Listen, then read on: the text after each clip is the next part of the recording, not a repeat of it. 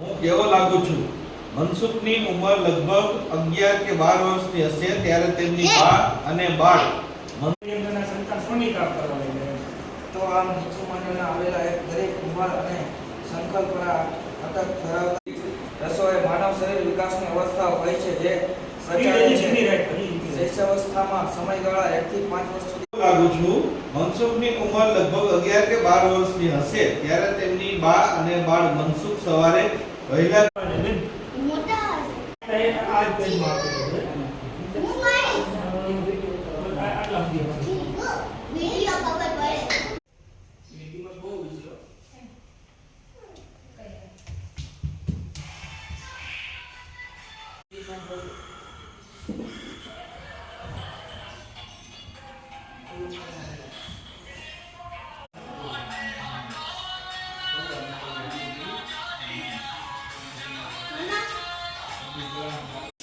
હિન્દુ શાસ્ત્રો પુરાણોના આધારે જોઈએ તો બ્રહ્માજીએ એક માનસ પુત્ર ઉત્પન્ન કર્યો હતો.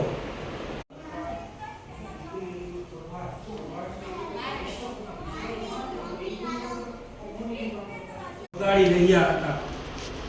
મારી તરફ બે બાજુ તરફ થયો. તમારે ગાવાનું એટલે બોલો.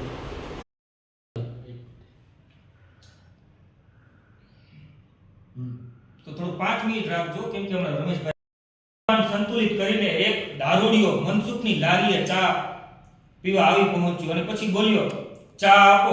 સ્ટીલના કપમાં ચા આપી. સ્ટીલનો કપ કા આપ્યો? જો તેને અડાડીમાં ચા આપે તો દર વખતની જેમ આવું હતું નહીં. તમે ખુરશી પર બેઠા, તમારા માસા બેઠા, વચ્ચે ટેબલ હતું, આવી જીતે ને કરીને ઓગાળવી પછી જે લાલ લોહી જેવું પ્રવાહી બને છે તેને રાબડું કહે છે. ઓકે. 80 પત્ર વન નરક રાખ્યું છે કેમ કે તે નરકમાં લાખો પાપી મનુષ્યોને આગમાં નીકળી ગયો. તેનું મન અત્યારે નોકરીની કિંમત ન હતી પણ ભાઈબંધની કિંમત હતી. તેણે 2 વખત વધારવાની રકમ ચાંદલો કાઠિયાવાડી ભાષામાં હાથ ઘેણું કહે છે. હાથ ઘરણું.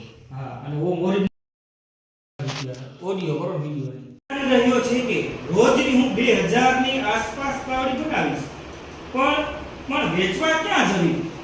ઉભો રહી ગયો બાપુ. અહીંયા ઉભા રહી ગયા. બાપુ, મેં તમને થોડા દિવસ પહેલા વાત કરી હતી ને નાનું બાપા વિશે, એવો આપણે સમજ્યો ઉભી ગયા છે ને બટા. મનુ માસ્ટર ભેગા થયા હતા. હું સફलता मिले या असफलता वे हर हालत में कुछ न कुछ नया जरूर सीखते हैं.